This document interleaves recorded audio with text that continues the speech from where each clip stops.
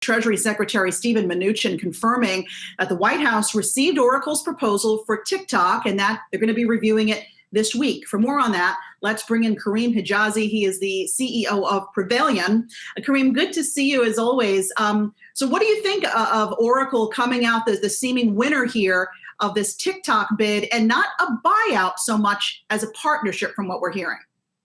Yeah, good to see you, Alexis. Yeah, it's interesting. It's another turn of events that I don't know that I would have predicted. Oracle's not the de facto standard for a company you'd think that would be interested in a social media play. But now that it's in play, it's not a terribly surprising thing that they may have some really interesting things planned.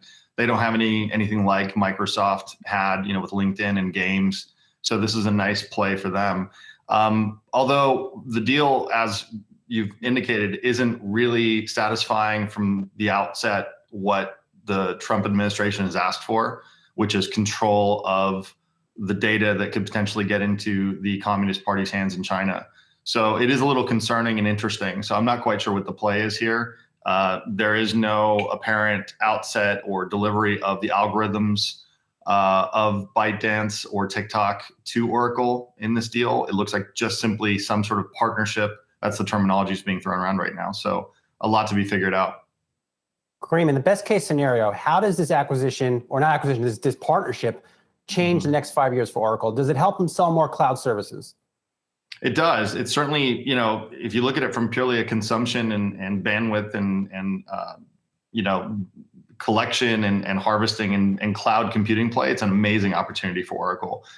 Think about the terabytes of data that they'll effectively be able to hold on to and bill for effectively. So I do think it's a huge uptick, and we saw it in the futures. I think with Oracle too, everyone kind of saw that as another influx of data going into Oracle's cloud computing environment.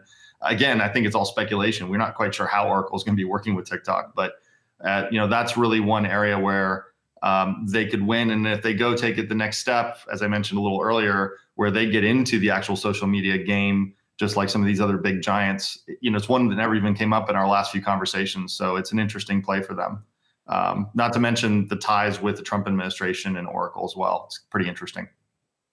Yeah, I mean, what do you think the likelihood is that the White House signs off on this? If President Trump's biggest concern was security with regards to TikTok, users' information not being given to the Chinese government, do you think Oracle satisfies that for them?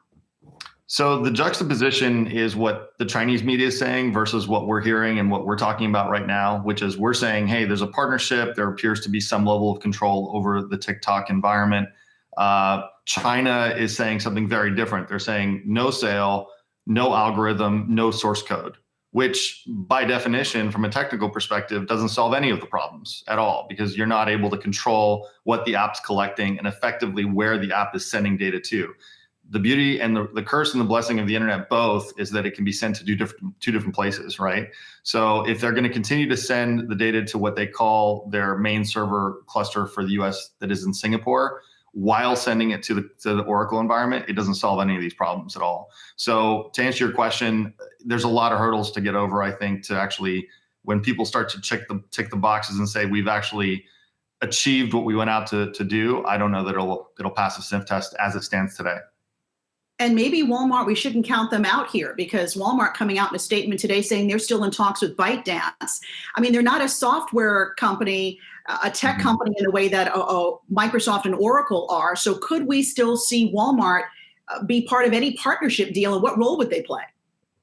Yeah, I mean, Walmart has its big nemesis of Amazon. So they're doing everything they can to sort of compete in that area. And social media by design is the perfect marketing mechanism. We see this with Chinese apps like WeChat. It's tightly integrated with social commerce.